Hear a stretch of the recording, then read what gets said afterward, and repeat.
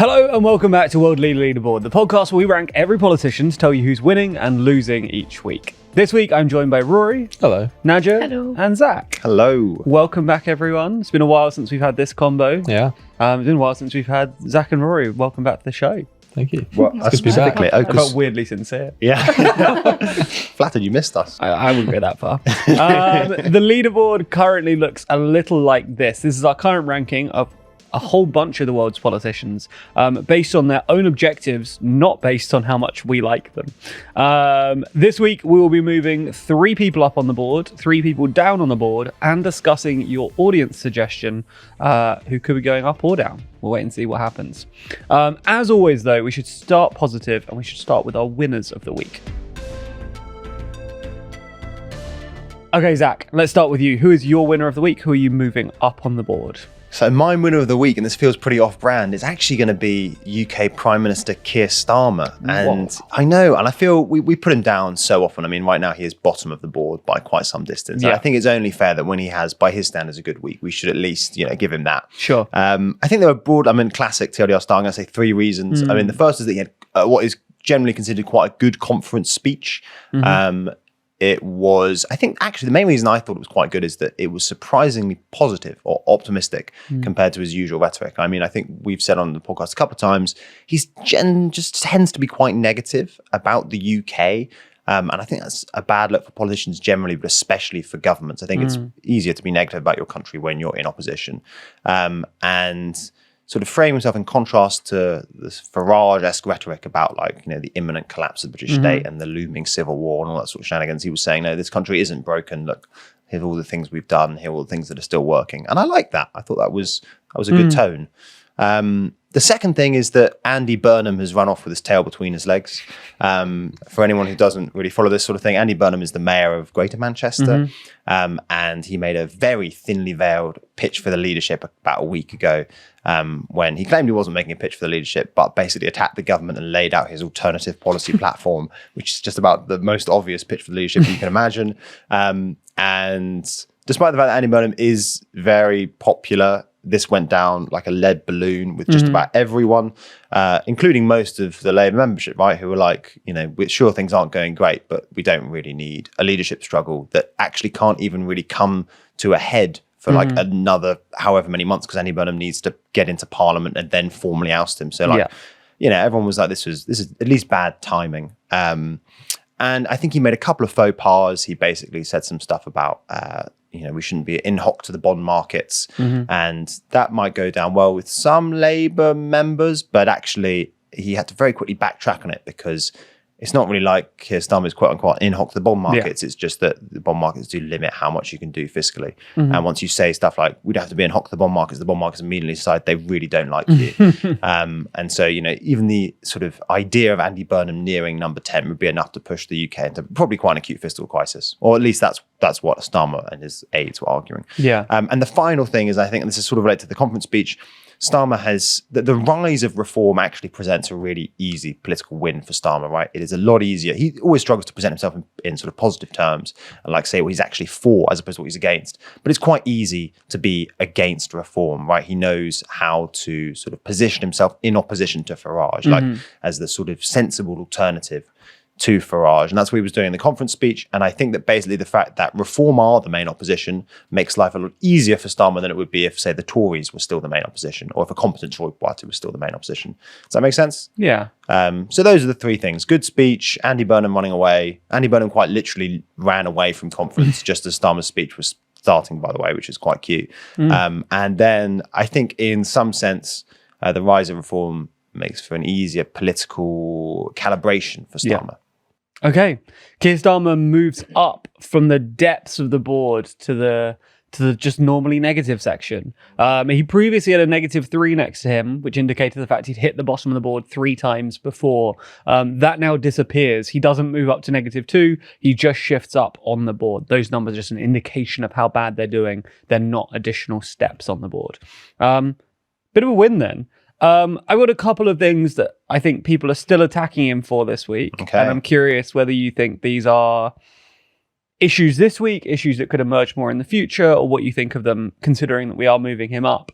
The first is all of the controversy around digital ID cards. I'm not sure if just Instagram Reels has me pinned in some horrible, angry corner, but people seem furious about that. You don't like them, do you, though? I don't really care. Oh, you don't really I'm care? not that I bothered. sort of feel like it's very anti-Jack. You've become the face when of it them comes now up, as well. I have, yeah, true. When it comes up, I like not interested. I kind of watch those. What do you guys think? Do you like digital ID? Not strong opinions. Yeah, it's one of those ones where I like, you know, the sort of positives that they set out about, like, oh, it will make streamline loads of government services, all good. I am kind of wary of the sort of privacy implications, not like government holding that data, because they hold most of that stuff anyway, just spread out, just, you know, who's running it, how secure is it, that type of thing. But I don't know. It's also not as exciting as like having a physical brick card, you know. Yeah. The digital ID. prefer the physical one. I want to Downloading an app is admin, whereas being sent a card is like, ooh. But what if it's in like your app wallet, and then you can look, and then your little face pops up, and you've got not that Doesn't exciting. bother me. Any thoughts? My phone's always like out of battery, and then like if I go to a pub or something, then I have to charge it, and it's just long. But don't most European countries have some kind of form of digital ID anyways? Yeah, lots of them do. Lots do, Well, not yeah. digital. They have lots of them Not have like the national ID Oh, things. right, yeah, of course. The digital thing is the concern, I think, for me personally. Otherwise, I agree with Rory that like most of it is data they already have, and centralizing it makes sense for kind of everyone. And to be concerned about that, there are obviously genuine concerns about that, but I think often the rhetoric around kind of the broad thing just gets kind of a little conspiratorial quite quickly for my taste. It's so 1984 so quickly. But the digital bit specifically, I do like. Same with the kind of whole porn ban discussion. It's like that is a concern of like this will eventually be hacked, and having all that data about you in one place probably not ideal. I don't know. I'm not an expert in this. I think there are probably things they can do to minimize the risk of it being hacked. And I think that like on the balance of risks, right, I just think that the advantages of a functioning digital government, to my mind, just massively outweigh the risks of some sort of like privacy related hacking. Anyway, what do you think this means for Starmer? I think it's an odd choice, because I think it's one of those things that's actually quite popular in public, right? The most recent polling suggests that a majority of Brits now support digital ID cards, and especially if you frame it as a solution to illegal immigration, which is what Starmer wants to do, right? Because then it makes it harder for people to sort of work illegally in the UK. But it's one of those things that obviously provokes pretty strong reactions from basically any MP, right? So I think it's one of those where there's a risk that even though it is a broadly popular policy, it'll cost him some political capital with the parliamentary party and inside Parliament. It's also the sort of thing that Nigel Farage might be able to turn the tide on, right? If he sort of like reframes it as not a solution to illegal immigration, but as part of, you know, I don't know, the assault on free speech or something like that. He could make political hay out of that. But I think if Starmer can make the argument and minimize sort of parliamentary upset, that actually should be a political win for him. I think not only is it something that is, you know, according to polling, popular, but also digital government is one of those things that people actually do notice, right? That like, if you have a little app on your phone, you do notice the government's actually doing something for me. And it's one of those things that you can come to the electorate in 5 years' time, whatever, and be like, you know, before that you couldn't get a GP appointment. Now you just go on your phone and you get and then everyone goes, well, that's a good point, actually. The government did something technocratic and a bit boring, but actually I do appreciate it. True. I was going to say, I think that's why his pitch for it is the wrong way around, though, because I think the whole, you know, this was going to crack down on illegal employment. I don't think that's a very strong argument. I think if you go in saying this is going to make your lives easier, make them better, I think that's a much better way of convincing the wider public than a slightly inconsistent argument about, oh, well, employers will have to check people's, like, you know, they already have to check national insurance numbers. It's not a massive change in the process of, you know, sort of employment checks. So I think he's slightly taken the wrong way. Also, it will be interesting to see how polling shifts, because I imagine most of this polling, certainly the polling we used in the video about it last week, is from before this became like a hot button issue. That like now there are people furious about it online. But I think I wonder, it's a bit like the Online Safety Act. I think it's one of those things where if you're online, maybe you're generally more opposed. But to it's it. also easy to imagine that beginning to move the needle. That there's certainly people that would have been like lightly in favor who now have been kind of radicalized by AI Facebook groups into thinking that like like some of the claims that people are making in these kinds of online things are just like patently absurd. But I mean, absurd arguments I see work. I So like to still naively believe that Twitter isn't real life and that it sure. won't intrude on our real lives that We'll dramatically. see. But who knows? It's very possible. Mark Zuckerberg's doing his best to get his claws in. horrible AI teeth into old people. Before we move on, one last thing. Such a miserable image. Yes. The other challenge from the last week, I think, for Starmer, you said obviously fighting Farage and reform is maybe easier than Conservatives in some way. There was also obviously the controversy, though, of him allegedly potentially calling reform voters racist. What do we think about this? I think in isolation, it's probably not a good strategy. There's a long history of basically calling Farage's various political projects racist, and it normally backfires because Farage has tended to do a pretty good job of making sure that he can plausible deniability on that front, basically, and that his movement appeals to wide enough, and it does, because it appeals to 30% of the population, that when you call 30% of the population racist, it's not a great look, basically. But I think it is symptomatic of a broader shift in strategy, which is to take the fight to reform a bit more. And I think you can probably see that instead of basically trying to copy reform's policies and constantly trying to, tack to the right on that front, I think the conference and maybe that comment as well marked somewhat of a shift in strategy, right? And instead of trying to copy reform, Starmer's trying to now sort of pitch himself in opposition to reform a bit more. I think he's definitely rhetorically shifted, but if you look at like the immigration policies, the new like indefinite leave to remain policies that Labour are proposing, that's still very much them trying to shift towards reform to capture voters from reform. Like, I just don't think they've made that policy switch. I don't know if they will at some point. They're still a way away from the reform position on that, right? Which is to deport everyone with. Yeah, I think. I mean, yes, definitely, but I do think that the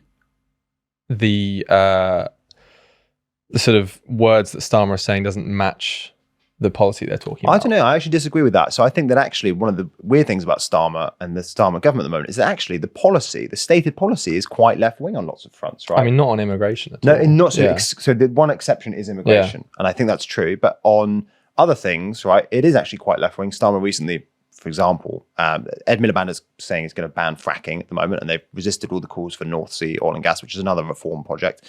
And then obviously Starmer, they're going to do some sort of tax rises in the coming budget, and there's lots of talk about very progressive tax rises on wealth taxes or whatever. And then obviously Starmer has just committed to the employment rights bill in full. Those are all the sort of polar opposite from reform, and I think that actually, again, with the caveat around immigration, the actual policies that they push through have been quite left wing. But the rhetoric hasn't matched up to that. I think in some sense, the shift leftwards on rhetoric, if you frame it in those terms, actually brings it closer to the real policy position rather than further away. The one exception is immigration, but I think that even though Starmer has tacked to the right on immigration, he's still a way off where reform are. And that just mirrors public opinion. Public opinion really is quite to the right at the moment on immigration. There was that YouGov poll not long ago that's like 50% of people would support just a total pause on all immigration, which is, beyond what even reform are talking about, right? Reform is still open to legal forms of immigration. And there was talk that they're considering basically sort of an H-1B equivalent, right? Like a very high skilled visa thing to basically try to attract talent that is no longer going to the US. Yeah. And that's a sort of, it's not pro-immigration necessarily, but it's not the sort of like broad stroke antipathy towards immigration that you see from reform. So I take the point on immigration, but I think that A, there is still a fair bit of water between them and reform, and B, it just maps public opinion. Yeah. I think the public opinion thing is, well, I guess it's a strategy question, but like, I think if 50% of the public think we should have a total pause on immigration, which is so far beyond what any politician is actually suggests that maybe parties should lead on what they think is right rather than trying to follow. In 90% of cases, I completely agree. And I think that it's bi-directional, right? You have to make the argument as well as listen to public opinion. The one thing that makes me a bit skeptical on the immigration thing is I think that international experience suggests that no matter who's making what arguments, in the West, the people do seem to be moving to the right on that issue. And I don't know if Starmer will necessarily be well-placed or if he's politically talented enough to make that issue in the face probably of that tide of something public most opinion. people can agree on. Yeah. But yeah, no, I think I do take the point on immigration specifically, but I actually think that the rhetorical shift leftwards brings him closer to where his policies really are. Okay. And that brings a close to this week's episode of Starmageddon. Starmer then moving upwards, as we say, into the negative category. Let's move on to someone else. Nadja, who is your winner this week? Yeah, so my winner of this week is the Moldovan president, Maya Sandu. The main reason being is that earlier this week, she won her party, the pro-European PAS party, won Moldova's parliamentary elections by quite a margin as well. So they won over 50% of the vote. And against the main opposition bloc, which is like kind of pro-Russian bloc called the Patriotic Bloc, they won I think it was like between 20-30% margin between the two.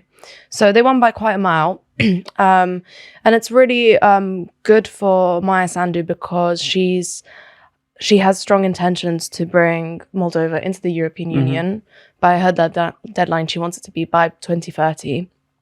And if she'd lost this election, or if the pro-Russian opposition parties had gained more ground, then it would have made her life a lot more difficult to implement certain judicial reforms or anti-corruption reforms that Moldova desperately needs if it wants to carry on its accession process into the EU. Because pro-Russian parties, they will just block all of that or just make it difficult to implement those reforms. So the fact that she's won by majority is great. It's also great because it's also great for her because Moldova was they were susceptible to a really massive Russian disinformation campaign before the election. So numbers have been flown around how much money Russia did actually put into those campaigns, but I read this morning it was something between £3.7 million for each MP chair. So there's in the pro-Russian bloc, I think around 27 MPs out of 100. So yeah, for each MP to get a place there, Russia put in apparently £3.7 million or euros, probably euros. That's a lot of money. So it's a lot of money. And yeah, so that's basically the reason why she's moving up. It looks like Moldova will continue its pro-European path. Hopefully she'll be able to implement certain reforms, and the EU will be open to getting Moldova into the European Union. So that's why she's going up this week. Amazing. Maya Sandu being added to the board, a brand new addition, and therefore being added to the lightly positive sections. The rule of the board dictates that new additions can only be added to the lightly positive or lightly negative sections. So as a winner, she is added to the lightly positive section, though of course has the potential to move around wherever she pleases in future weeks. She's a free woman. She is. Very well said. Sorry. In our video at the end, our video that we released on Monday on this topic, which you should definitely go and watch, we discussed the fact that there was some call for protest and allegations of election rigging, whatever else, from the kind of pro-Russian parties. A couple of days have passed since then. What is the state of that looking like? Are things fairly settled? Is that kind of the electoral process going correctly after the election, or is there still kind of contention there? Sure, yeah. I mean, yeah, I'll briefly as well just touch on your point. What actually happened is, she had blocked, the court of Moldova leading up to the run-up of the election, blocked multiple parties that were linked to pro-Russian funding or pro-Russian money or oligarchs that had links to Russia. And it's basically a group of certain people who have started multiple different parties or are friends with that person, and they start a party and they've got money from them. So it's like a little oligarchy group, and they've all made their own little parties, pro-Russian parties, and she's just been banning them. So she did get some pushback. I don't even know who. I don't know if it's pro-Russian bots or if it's, I don't know, but there was some pushback that her that strategy is a form of controlled democracy, banning opposition parties, and some Eurosceptics were very quick to jump on that Western democracy bandwagon and say, oh, we don't live in a real democracy, and look, she's just banning opposition parties, same as Putin, that kind of thing. So that's the whole controversy around that. I think this will be an issue in general. I think with these kind of elections, I think this will be a bigger issue going forward. I think that kind of sentiment that Western democracies aren't really democracies, or those Eastern European countries who are trying to pivot pro-West aren't real democracies, is kind of a sentiment that is on the rise. And I think we'll be seeing these similar arguments being made in future elections, not just in Moldova, but in that region in general. So I could expand on that a bit more, but I think drag on. I think that's the really interesting bit. The whole contested democracy thing. I think we got sort of lucky. Well, Moldova got sort of lucky in that the margin of victory was large enough, right? And that if it had been more like a 50-50, you can imagine that losers' consent breaking down and it becoming a contested election. But because the margin of victory was large enough that pro-Russian protests didn't really get much traction.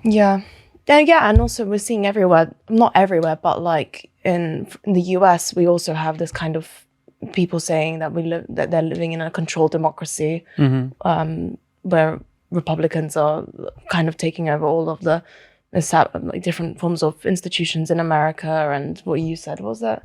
What was the losers' phrase? consent. Yeah, losers' consent. So, I love losers' consent. He's so crazy for losers' consent. But I think it's an interesting phenomenon, and one that's going to be, its presence is going to be increased in future months. Future years. Absolutely. The one thing I often think it's tempting to and those on Twitter you get it a lot. Like people lean very heavily into the both sidism, right? Being like, oh, sure. Russia was running an influence campaign, but the West is doing the same thing with like its NGO network and, threatening to withhold EU funding.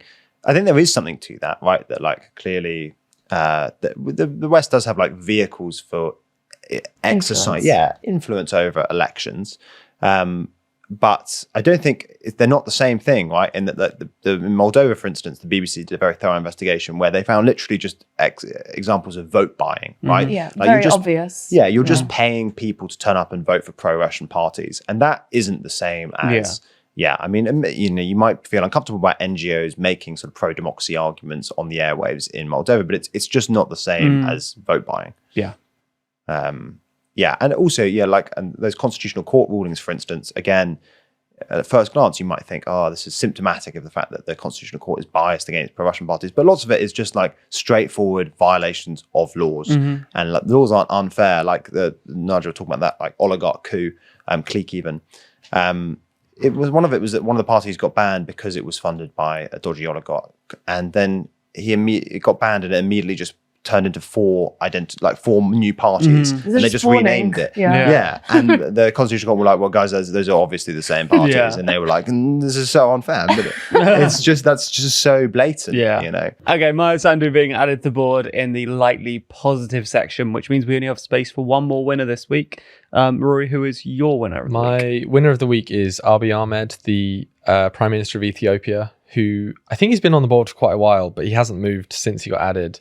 But he's my winner of the week, maybe the last few weeks, because Ethiopia recently inaugurated their Grand Ethiopian Renaissance Dam, which is this massive dam, hydroelectric dam on the Nile River, which I think we've made videos about it for a number of years. I think it was one of our first forays into like non-UK content on the original TLDR it's channel. A classic, it really is. But they finally filled it up, they finally inaugurated, and I guess it's generating power now.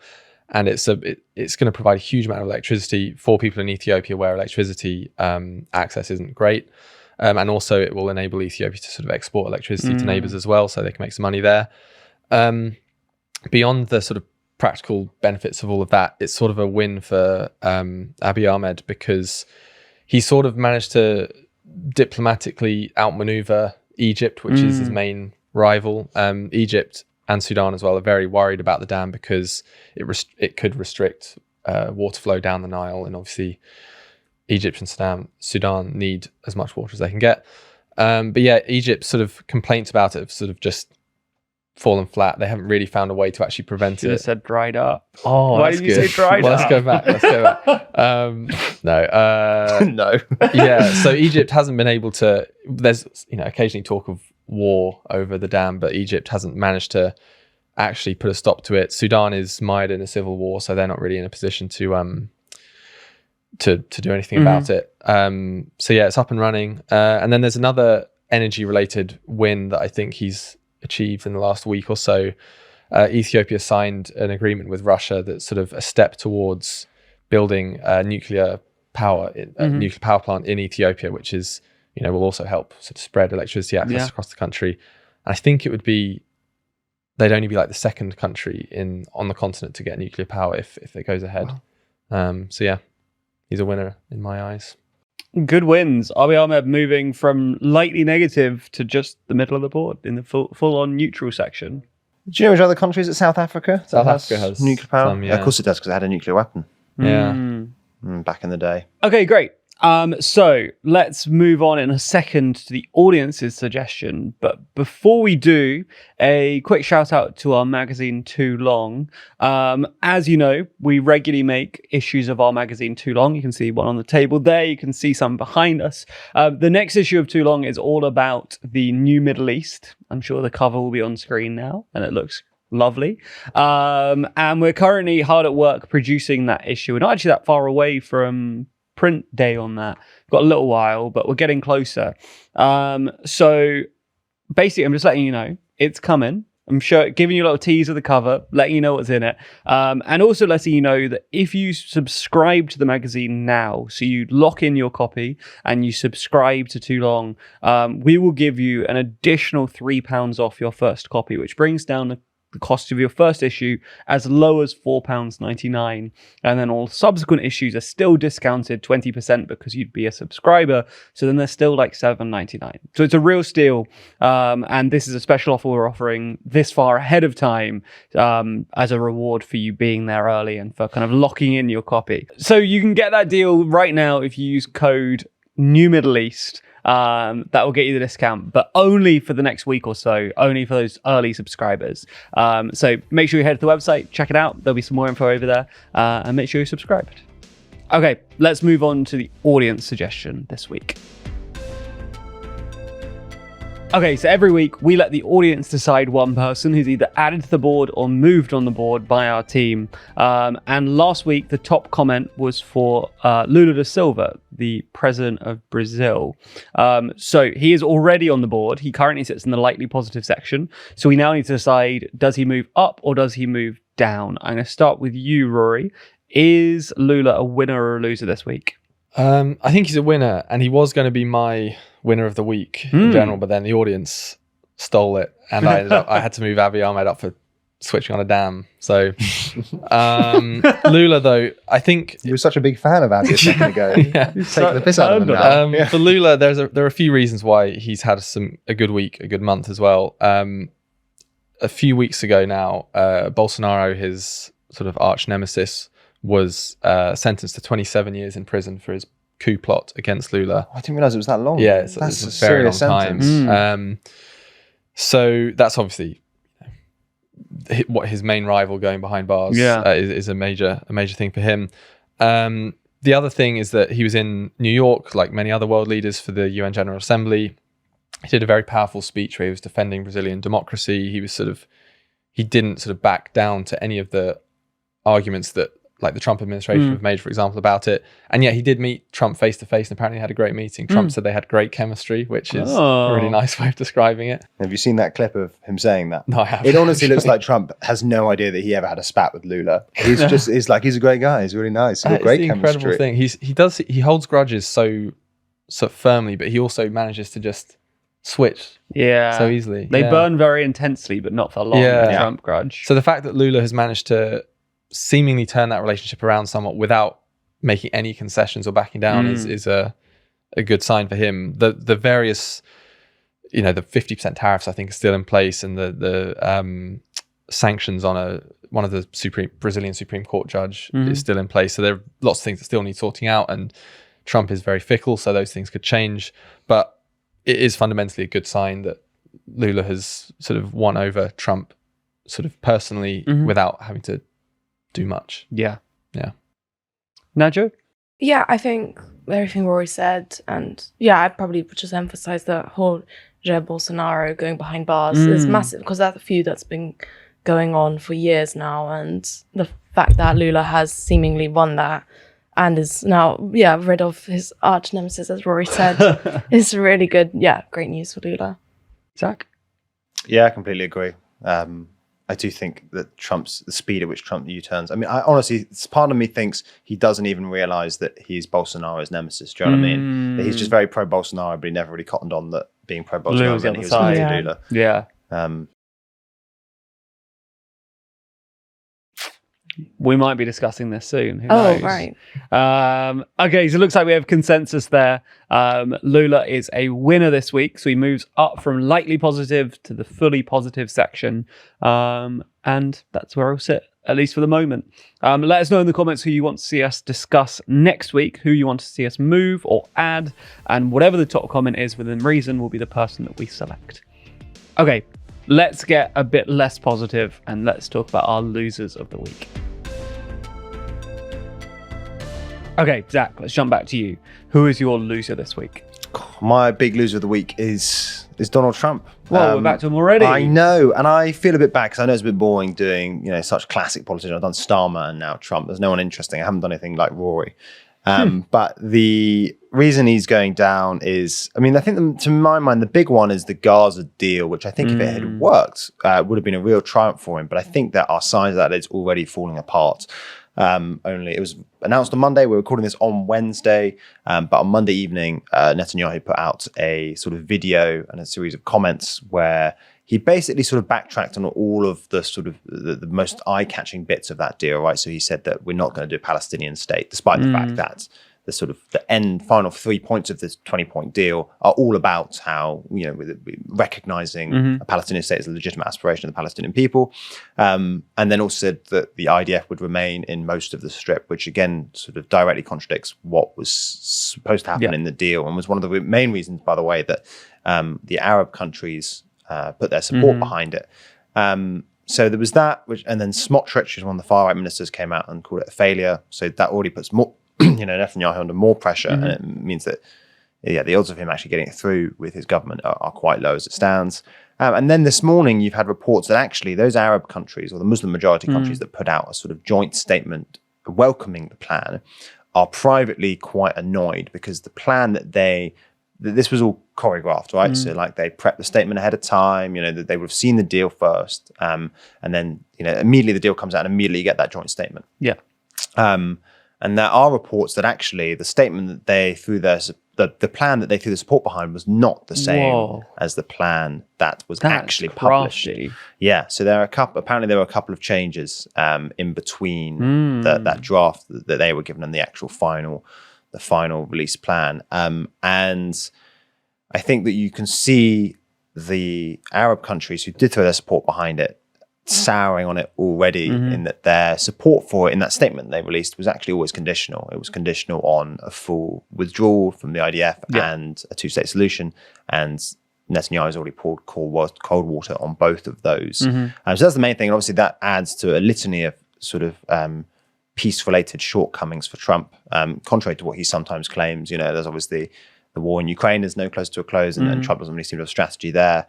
So that's the first thing. The second thing is that there's a government shutdown. That is basically because the Democrats are refusing to lend Trump the required votes. He needs 60 votes to keep the government running, and Democrats are refusing to do so.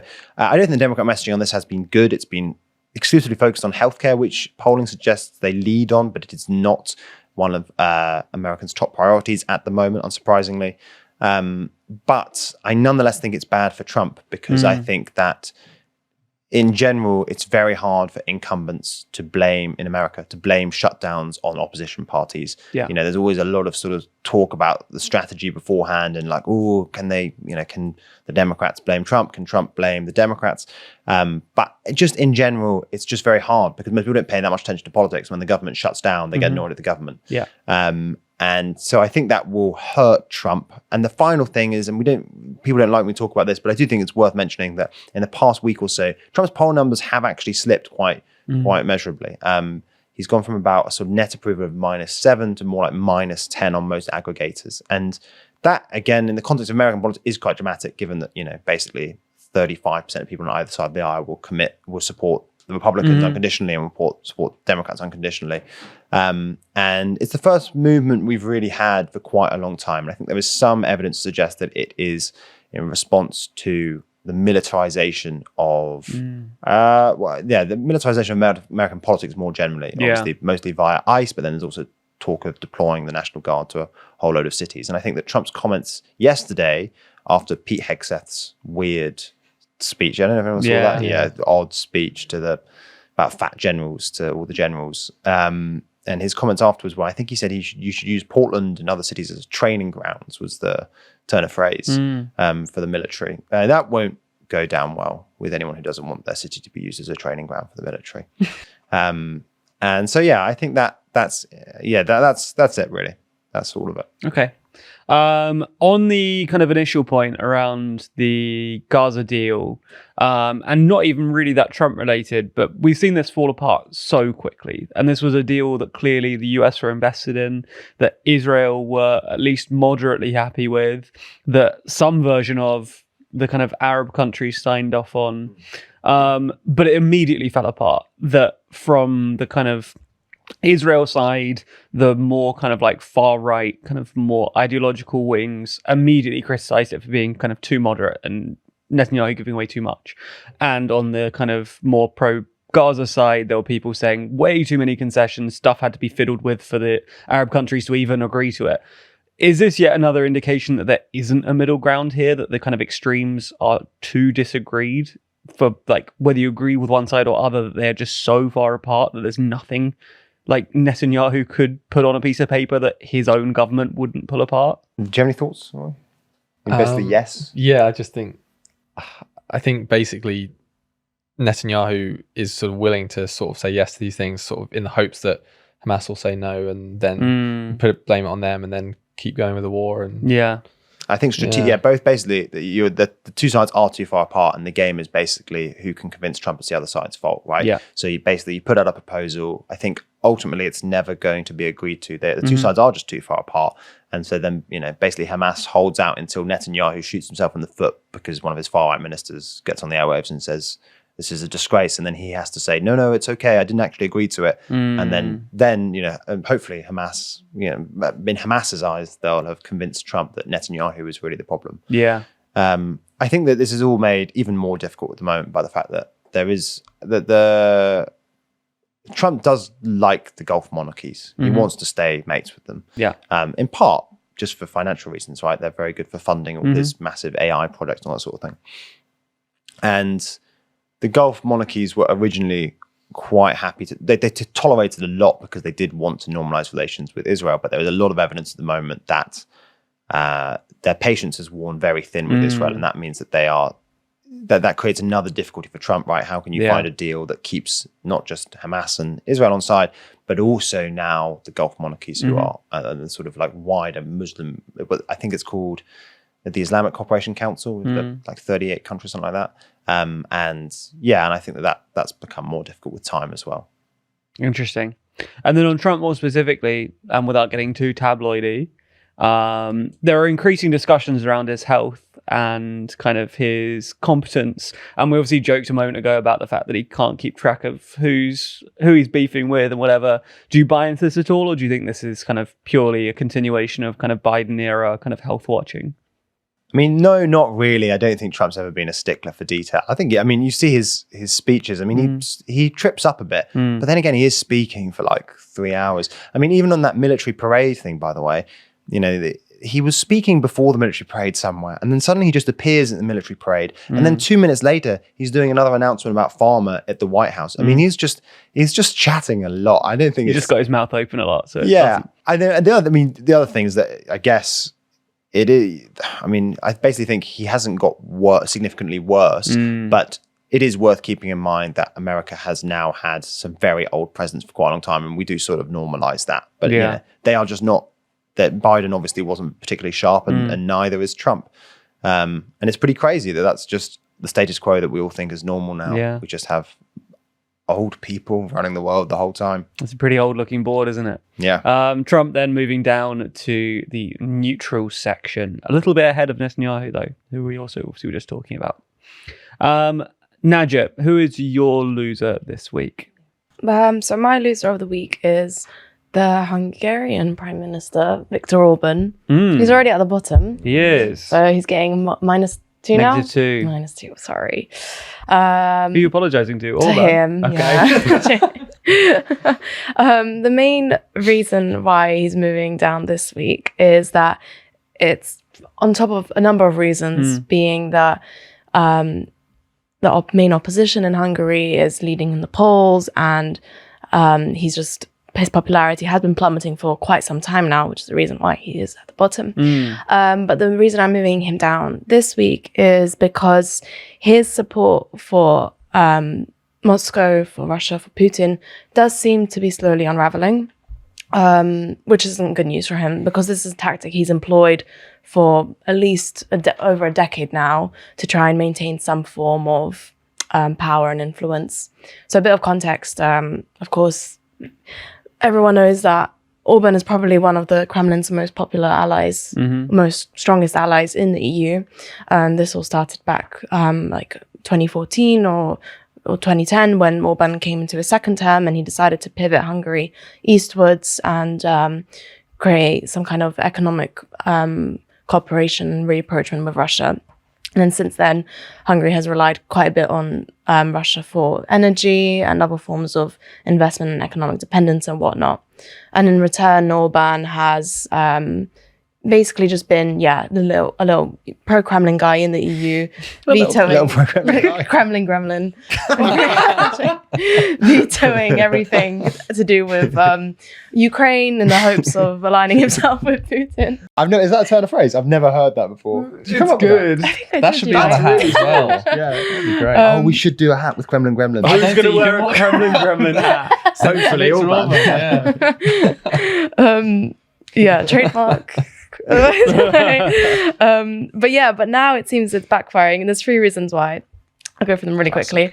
Classic. First reason being that Trump, who originally looked like he would also be on the kind of side of Putin and Russia's side, has in recent weeks gotten a lot angry with Russia because of their failure to come up with some kind of peace agreement with Ukraine. And Trump has recently said to EU countries, look, guys, you guys need to stop funding the Russian war by buying so much Russian oil and gas. And, oh no, Hungary is the biggest buyer of oil and Russian gas in Europe. And Trump did single out Hungary, although he wasn't too harsh on Hungary, saying, Viktor Orban, he's a great guy, he's a great friend. If I tell him to do this, I'm sure he'll do it. But at the same time, he is putting pressure on Orban to reduce his dependence. There is already signs that Orban is actually feeling this pressure and is trying to do something about it. So he, in September, early September, he signed a massive energy deal with Shell, so a Western provider. And it's the first time such a deal has happened in a decade.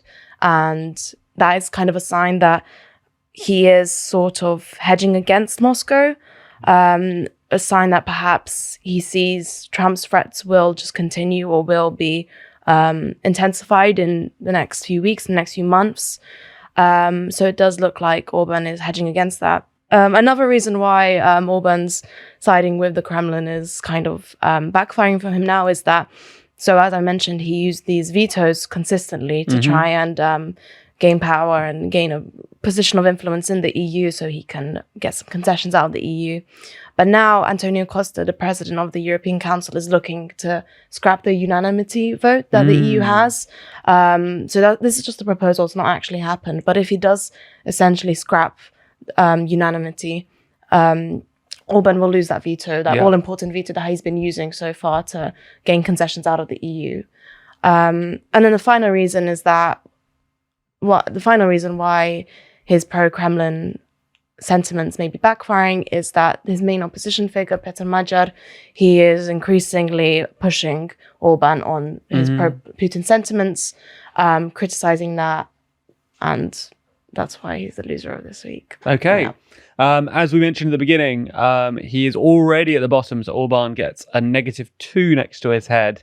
Now, the new lowest on the board, now that Starmer's moved up.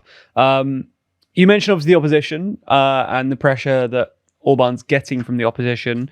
Obviously, we're not at the point where the World Leaderboard is able to kick people out of office. So he is still in office despite his position on the board. But were he to be replaced by various opposition figures, what do you think that means for Hungary and for Europe to have a different face at the helm?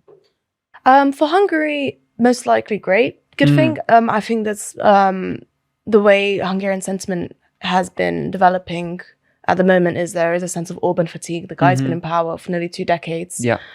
So a change of face would probably be great. There's a lot of people in Hungary who are skeptical that the main opposition guy will be able to act on reforms and be able to change the tide, because Orban has been doing a lot of democratic backsliding reforms, and that's not easy to turn overnight. Yeah. In terms of wider Europe, the main opposition guy, he's seen as, aligned with pro-European interests. I wouldn't say he's the most pro-EU guy out there. He has also expressed sentiment. He's basically like Orban, like same kind of political conservative views, just less corruption-y. Sure. So the Better EU, vibes. Yeah, better vibes, kind of. So for the EU, it is a good thing. Anything but Orban is probably a good thing for them, but that's not necessarily to say that they'll have the easiest ride with this new guy. Fair If that enough. answers your question. It very much does. Thank you, Najo.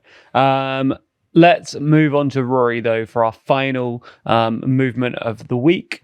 Rory, who is your loser of the week? My loser of the week is the president of Madagascar, André Rajoelina, who is a real household name, I think. Yeah. But Madagascar is experiencing these mass Gen Z protests, as they've been labelled, that have been seen in Nepal and Indonesia and the Philippines and elsewhere.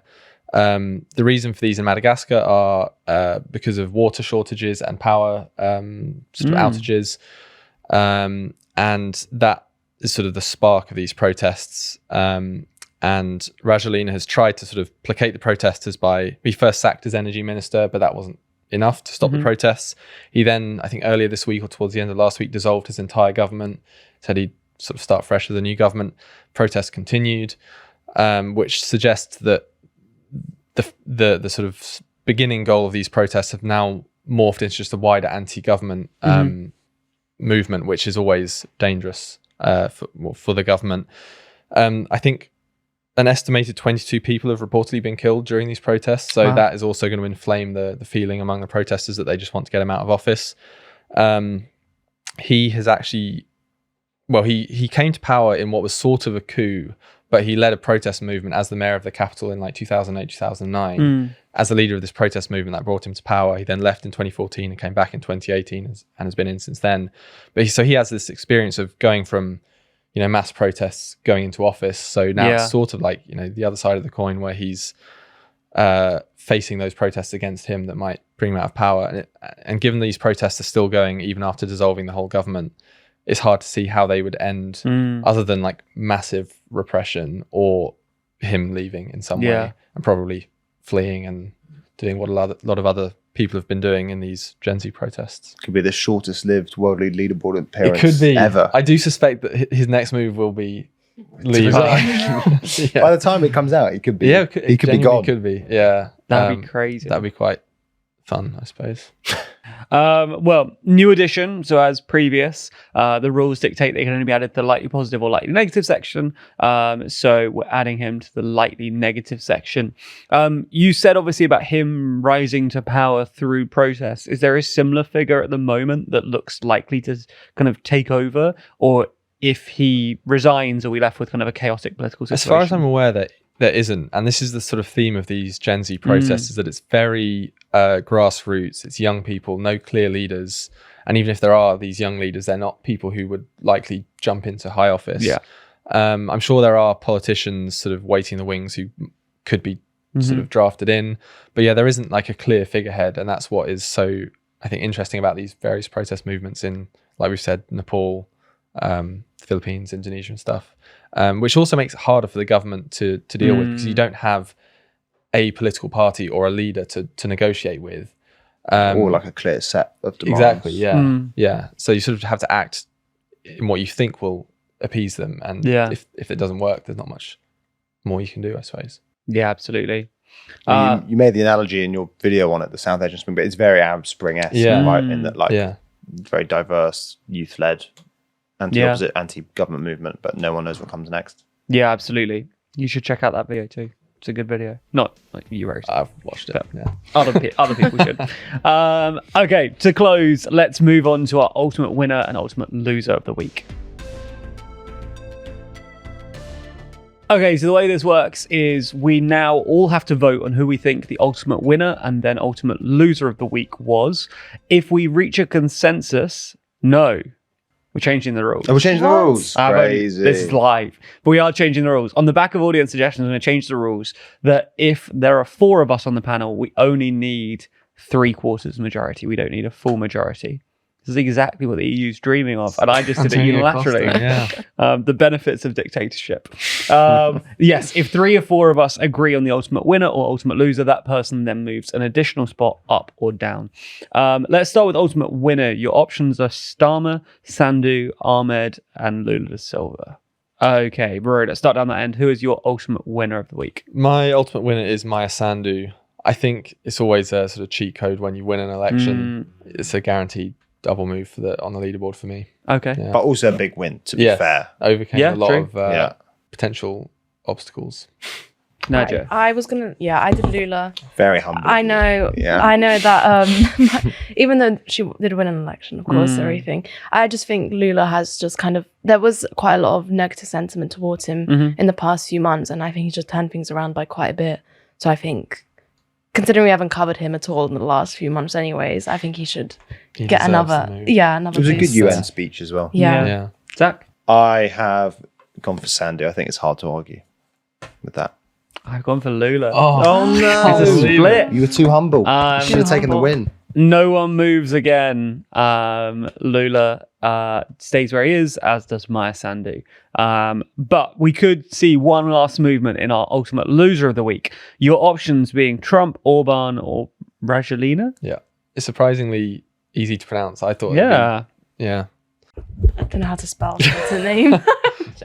Rory, you're still writing, but who is your ultimate loser of the week? My ultimate loser is Andrei Rajoelina. Yeah. I went for Orban. I was gonna. I don't know. You just said I don't know how to spell. You know, it. I didn't know how to You spell could've it. looked over it, Kind of yeah. I actually embarrassing. also That's went for cheating. Orban. Oh. I think that one of the things that Nigel mentioned, I don't think we paid enough attention to, is the fact that Costa was trying to basically expand qualified majority voting to replace unanimity in loads of policy areas, and that is terrible for Orban. And there's also they're considering a very cheeky thing where they basically just sort of reinterpret the treaty, the European Union founding treaty, to just basically say that actually unanimity doesn't really mean unanimity, and so we don't need you. And if they did that, that would ruin Orban as well. And the last thing is that they're actually already doing that for accession negotiations And I was with. going to suggest a video. Oh, it's a good video. Okay. With Moldova Right, and one other country. Sorry? They're doing it for accession negotiations with Moldova and one other country. Ukraine. It's Ukraine, yeah. And they're starting the accession process, despite the fact that Orban has said no to it, and they're basically that has never happened before, and they're basically just pretending that they're not doing it, but they are doing it. Okay. Cheeky. Yeah. Well, I'm glad we changed the rules this week because I went for Rajoelina. Oh, It makes no difference. That's a really good. It's a 2-2. Yeah. If you made that argument as well before, who knows? true. Yeah. But Tonight. no, it's all good. I just think if someone is potentially going to be off the board entirely by the time we record next, I think leaving them in lightly negative feels a bit generous. He looks so Should happy. we put an axe over his head though? We need to get rid of Ishaba. I mean, I think the leadership election is this week or next week, so we could do it when that happens, I suppose. Sure. It's a little. So let's put an axe over Ishaba and an axe over Rajoelina. Dun dun. Couple of dun. axes. Yeah. Kemi's axe has been hanging for so long. Who else? Outrageous that she's on the board. It is actually. Yeah. Okay, so despite rule changes, there's no consensus on ultimate winner or loser this week, which means the board remains as it is. This is how it looks at the end of the episode. Let us know who you think we should either add to the board or move on the board next week in the comments, because the most upvoted comment will be the one that we do. So jump in the comments, let us know, vote on other people's things, and we'll see you again next week.